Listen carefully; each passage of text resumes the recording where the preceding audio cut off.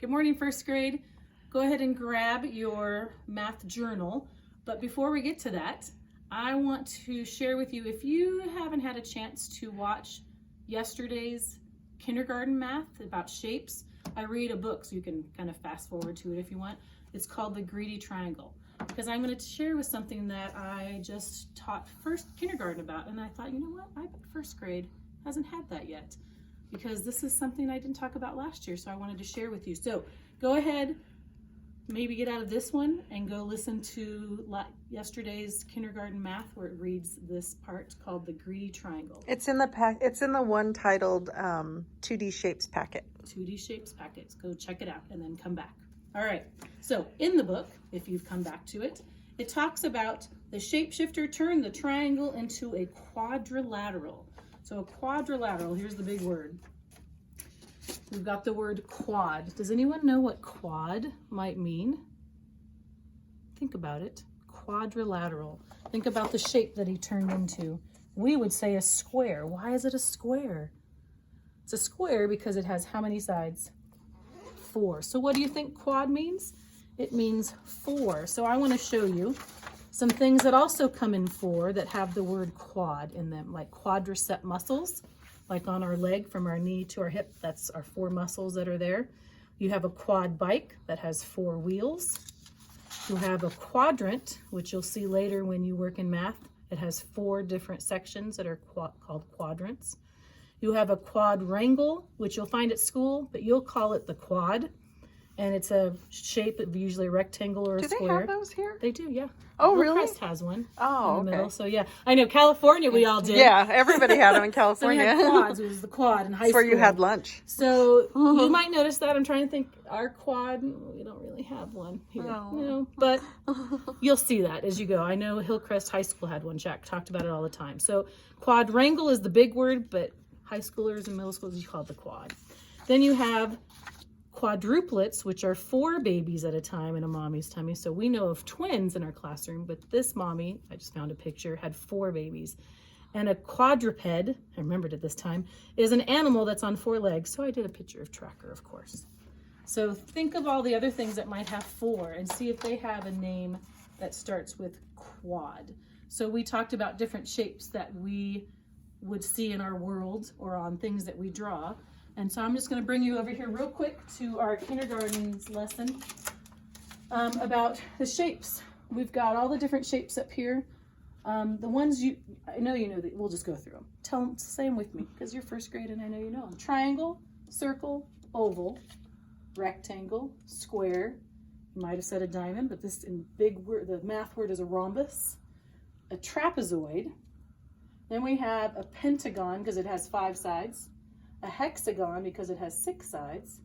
A heptagon has 7 sides. And an octagon, like a stop sign, has 8 sides. So which of these, we have 4 of them, a quad, that have 4 sides. Right away, my guess is you would say a square. What would be another one? The rectangle. Another one would be the rhombus. And our last 4-sided quadrilateral is a trapezoid. So that would be them. So keep an eye out. Sometimes first grade, if you want to go through kindergarten's math just for review on some things, especially we're going to do 2D shapes. And I know you just left with Miss Beth talking about 3-dimensional shapes. So we'll get into that pretty soon with kindergarten. So be watching those too, just for some extra practice, because you probably would have heard them in the background. All right, let's get to your journal. Your journal, we're going to turn to page 187. I'm going to grab my pencil box. I'm going to take your Post-it note off. Yes. And we're going to do, I'm not finding my pencil.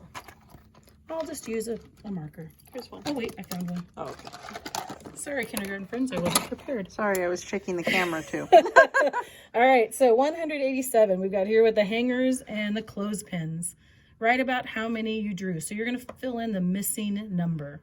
So we have 4 gray clothespins, and then how many are, I guess not there, white.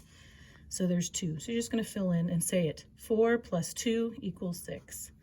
2 plus, now you get to draw them. So you want to equal 5. So how many would you draw over here to equal 5. You have 2 already. 1, 2, 3. So 2 plus 3 equals 5. So that's why these were that way, because it says to draw. See, I read the instructions and didn't really pay attention. So draw the missing clothespin. So you're going to draw it here. You have 7 total, but you already have 5. So how many would you draw here? And that's what you're going to do on those. And then you're going to turn the page and do the same thing. Draw the missing clothespins. Write how many you drew. Remember, the number in the middle is the one you want all together. How many all together? All right, let's read the next page. Relating missing atoms. So to subtract, we're going to do subtraction now. All right, so draw the missing dots. So 5 is already here, but your total is going to be 7. So how many should go in here to equal 7? If you said 2, you are correct. So you'll write a 2. And then you're going to make these 3 numbers, just like we've done fact families, into subtraction. So the bigger number always goes first. -5 equals 2. And then you do 7 minus 2, so you're flipping them, equals 5. So that's what you're going to do here. You're filling in the missing number. Same as we did with the clothespins, but now it's on a domino. And you'll write the 2 subtraction parts. They're fact families. And then the back is just more review. You're going to add, write your answer. Subtraction, how many all together goes first? 1, 2, 3, 4, 5, 6, 7, 8, 9 will go first. Minus how many are crossed off equals how many are left. And then these you're going to write in order from, what's that word say? Least to greatest. So the least is the smallest number and the greatest is the largest. So you can even start out that way. Which is the smallest number here? If you said 8, you're going to write that on the left. And then what comes next? And then what's the next one? And then you're going to write the number with our base 10 blocks. 10, 20, 30, 40, 50, and 3. And I'll let you guys do the last one.